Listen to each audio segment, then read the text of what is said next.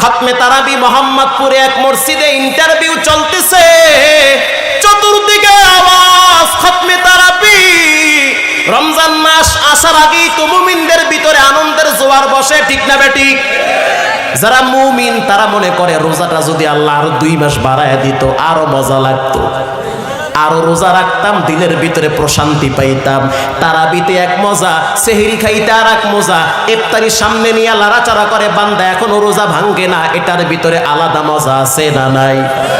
ও মুসলমান নবীর উম্মত, ধনী গরিব ভেদাভেদ নাই, কে ধনী কে গরিব ভেদাভেদ নাই। একই কাতারে জমিদার, ডাক্তার, ব্যারিস্টার, টিউনো, অফিসার একই কাতারে নামাজে দাঁড়িয়ে যায়, ঠিক না বেঠিক? খতমে তারাবি শুরু হয়ে গেছে, 2 জন হাফেজ নেওয়া হবে, ইন্টারভিউ চলতেছে মসজিদের ভিতরে। রহমানিয়া মাদ্রাসা, লালবাগ মাদ্রাসা, সেই মাদারীনগর মাদ্রাসা, বক্কিনগর মাদ্রাসা, কত মাদ্রাসার ছাত্ররা সেখানে ইন্টারভিউ লাইন দিয়েছে। জুমার নামাজের পরে ঘোষণা হবে কোন হাফেজ এই মসজিদে অবস্থান করবে। 2-3 দিন ইন্টারভিউ নেওয়ার পর জুমার নামাজের পরই ওখানে স্থানীয় অনেক দামি দামি মানুষ বসা ছিল, সরকারি দল, বিরোধী দল, আইনের লোক সবাই বসা ছিল। খতমে তারাবির হাফেজ নেওয়া হবে, সবাই তো মনটা চায় দেখি এত বড় মসজিদে কোন মায়ের সন্তান চান্স পায়, ঠিক না বেঠিক? এমন সময় বসে বসে কাগজ দেখা হইতেছে কোন হাফেজ কত নাম্বার পাইছে। স্থানীয় বড় বড়, অনেক বড় বড় মুহাদ্দিস সাহেব, ইমাম সাহেব, হাফেজ সাহেব তারাও বসা। কাগজ যখন দেখা হইতেছে, দরওয়াজা তো লাগায়া দেওয়া হয়েছে, বড় মসজিদ, দরওয়াজায় করাঘাত করেছে কারা যেন। মুয়াজ্জিন সাহেব বাহিরে চলে গেল, দরওয়াজাটা খুলে দিল, তাকায় দেখতে আছে জামা কাপড় ছিঁড়া ফাটা, দেখতে তেমন মানায় না। 2টা ছোট বাচ্চা দরওয়াজার কিনারায় দাঁড়িয়ে আছে। মুয়াজ্জিন সাহেব প্রশ্ন করলো, কে তোমরা, কোথা থেকে আসছো? ছোট্ট বাচ্চা 2টা সালাম দেওয়ার পর জবাব দিতেছে, আমরা খতমে তারাবির ইন্টারভিউ দেওয়ার জন্য আসছি। মুয়াজ্জিন সাহেব একবার পায়ের দিকে তাকায়, আর একবার চেহারার দিকে তাকায়, একবার জামার দিকে তাকায়, আর একবার টুপির দিকে তাকায়। দেখতে মানায় না, এত অল্প বয়সী বাচ্চা কিভাবে সম্ভব এত বড় মসজিদে তারাবির ইন্টারভিউ দিবে? ইমাম সাহেবের কানে গিয়ে বলল, বাহিরে 2টা বাচ্চা দাঁড়িয়ে আছে, ইন্টারভিউ দিতে চায়, দরওয়াজা কি খুলে দিব, ভিতরে আসতে বলবো? ইমাম সাহেব ধমক দিয়ে বলল, ইন্টারভিউ নেওয়া শেষ, যারা আগে দিয়েছে তাদের বেলায় আমরা সিলেকশন করব। বাচ্চা 2টা আবার ওখান থেকে আওয়াজ দিয়েছে, আমাদেরকে একটু ঢুকতে দেন, আসতে দেরি হয়েছে। পাশে এক মুহাদ্দিস সাহেব বসা ছিল, মুয়াজ্জিন সাহেবকে বলা হইতে আছে, আপনি কি বলতেছেন ইমাম সাহেবের কানে? বলে, বলতেছিলাম বাহিরে 2টা অল্প বয়সী বাচ্চা দাঁড়িয়ে আছে, কোরআনের হাফেজ। মুহাদ্দিস সাহেব ইমাম সাহেবকে ধমক দিয়ে বলতে আছে, সাবধান, এখানে কোনো ফাইজলামির জায়গা না, গতানুগতিক কোনো ইন্টারভিউ না। বাহিরে যারা দাঁড়িয়ে আছে 2টা বাচ্চা, ওদের সিনার ভিতরে আল্লাহর কালাম আছে, ওদের সম্মানার্থে ওদের জন্য ভিতরে আসার গেটটা খুলে দেওয়া হোক। গেট খুলে দেওয়া হইল, বাচ্চা 2টা ভিতরে আসলো, পায়ের দিকে তাকানো যায় না, ধুলা বালু। ইমাম সাহেব বলল, বাহির থেকে পরিষ্কার করে আসো। বাহির থেকে পরিষ্কার করে আসলো, ওখানে আসার পরে বসলো। প্রশ্ন করা হইল, এত দেরি করে কেন আসলা? বাচ্চা 2টা বলতে আছে, আসবো যে, পকেটে টাকা নাই, পায়ে হেঁটে সেই নারায়ণগঞ্জ ধল্লা থেকে আমরা এখানে এসেছি। আমার আব্বা গরিব মানুষ, রিক্সা চালায়, বাবার বাড়ি কুড়িগ্রাম, মা মারা যাওয়ার পর ঢাকা শহরে আসছে, বড় কষ্ট করে আমাদের 2টা ভাইকে হাফেজ বানাইছে। আমরা আপন 2টা ভাই, একই সাথে হেফজ নিলাম, মাত্র 1 বছরে টোটাল 30 পারা আমাদের সিনায় আল্লাহ ঢুকাইয়া দিয়েছে। টিউনো সাহেব তাকিয়ে আছে, এটা কিভাবে সম্ভব? স্থানীয় বড় বড় দামি মানুষ প্রশ্ন করলো, এটা কিভাবে সম্ভব?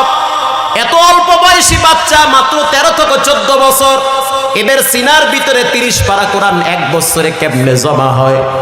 পাশে এক শাইখুল হাদিস বলতে আছে, খবরদার, আল্লাহ পাক যদি অন্ধ সিনার ভিতরে 30 পারা ঢুকাইতে পারে, যাদের চোখ আছে 3 মাসে এদের সিনায় আল্লাহ কোরআন ঢুকায়। আল্লাহু আকবার। প্রশ্ন করা হইল, তোমরা কি পারবা এত বড় মসজিদে খতমে তারাবি পড়াইতে?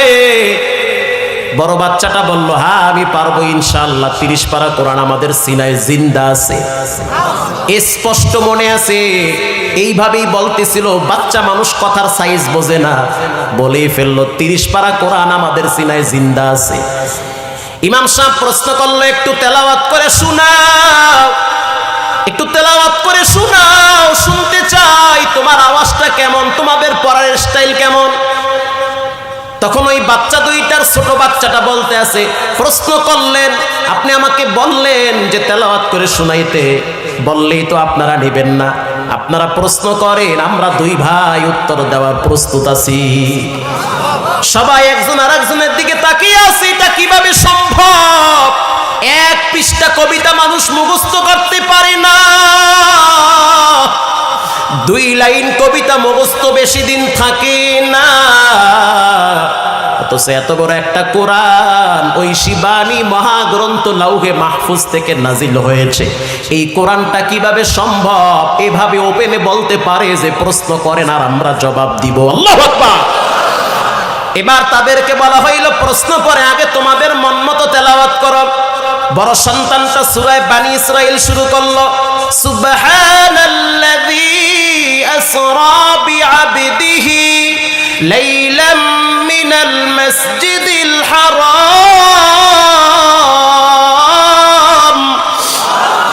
ইলাল মাসজিদিল আকসা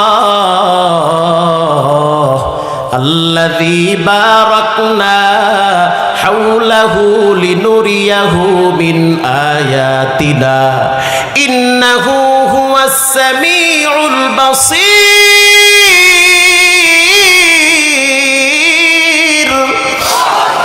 আরে আমার গলা তো তেমন ভালো না। ওরা যখন তেলাওয়াত শুরু করলো, এমন কোন মানুষ নাই যারা চোখের পানি টিস্যু দিয়া মুছে নাই। স্থানীয় বড় দামি মানুষগুলা শিল্পপতিরা বসা ছিল, চোখের পানি মুছল আর বলল, এই পড়াটা আমরা বাইতুল্লাহে শুনেছিলাম। ওরা যখন তেলাওয়াত করে মনে হইতেছে মদিনার ইমাম সাহেব পড়তেছে।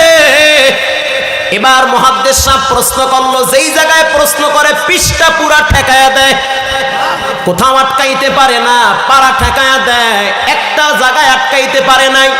সবাই সিদ্ধান্ত নিয়েছে আর ইন্টারভিউ দরকার নাই, এবছর খতমে তারাবির জন্য এই 2টা বাচ্চাকে নিয়ে নিলাম। রমজান মাস শুরু হয়ে গেছে, হিন্দুরা পর্যন্ত বাহিরে দাঁড়ায় দাঁড়ায় এই বাচ্চা 2টার কোরআন তেলাওয়াত শ্রবণ করেছে। আমার দেখা সেই ঢাকায় সাভার, সেই মুন্সিগঞ্জ, ওদিক থেকেও মানুষ আইসা এই বাচ্চা 2টার পিছনে দাঁড়ায় দাঁড়ায় আল্লাহর কোরআনের তেলাওয়াত শ্রবণ করে। হ্যালো, আসসালামু আলাইকুম। যদি আমাদের কাছে ইসলামিক ভিডিও এবং অন্যান্য ভিডিও পেতে চান, তাহলে আমাদের চ্যানেলটিকে সাবস্ক্রাইব করে রাখবেন। আসসালামু আলাইকুম।